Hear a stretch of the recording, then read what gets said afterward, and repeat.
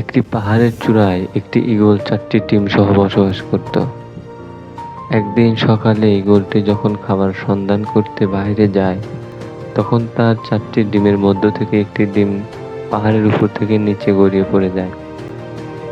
সৌভাগ্যবশত ডিমটি না ভেঙে একটি মুরগির বাসার মধ্যে পড়ে যায় এবং ওই জায়গাতেও মুরগি অনেকগুলো ডিম তা দিচ্ছিল বাচ্চা ফোটানোর জন্য। সৌভাগ্যবশত ঈগল পাখির ডিমটা মুরগির ডিমের সাথেই ফুটে বাচ্চা বের হয়। ডিম থেকে বাচ্চা বের হওয়ার পর থেকেই মুরগি ঈগল পাখির বাচ্চা সহ তার বাচ্চাদেরকে লালন পালন করা শুরু করে দেয়। ঈগল পাখিটির বাচ্চা যখন বড় হতে থাকে, তখন সে তার চারিপাশে দেখতে পায় যে তার মতো যত পাখি আছে, অর্থাৎ ঈগল পাখি আছে, তারা আকাশে উঠতে পারে। তখন সে ওই মুরগিটাকে বলতো যে, মা, সবাই তো দেখি আকাশের দিকে উঠতে পারে, কিন্তু আমরা পারি না কেন? আমি আকাশে উঠতে চাই।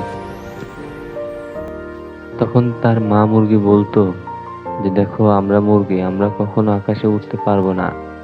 আমরা চাইলেও আকাশে ওড়া আমাদের দ্বারা সম্ভব না। তো ঈগল পাখির বাচ্চাটা এ কথাটা মেনে নিত এবং আকাশে ওড়ার চেষ্টা সে করতো না। ঈগল পাখিটা যখন বড় হয়ে যায়, তখনও সে আকাশের দিকে তাকিয়ে শুধু ভাবতো যে হয়তো আমি তাদের মতো আকাশে উঠতে পারবো।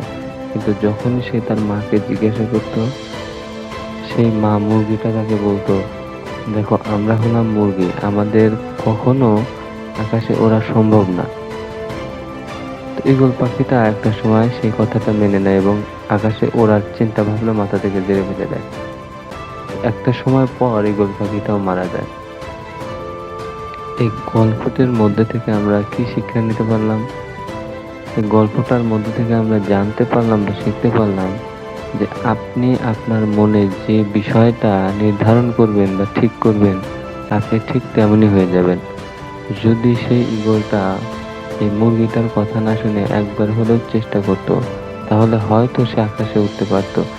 কিন্তু মুরগির কথা শুনে সে নিজে নিজে স্থির করে নিয়েছিল যে সে কখনো আকাশে উঠতে পারবে না, যার কারণে সে কোনোদিন চেষ্টাও করেনি এবং আকাশে উঠতেও পারেনি।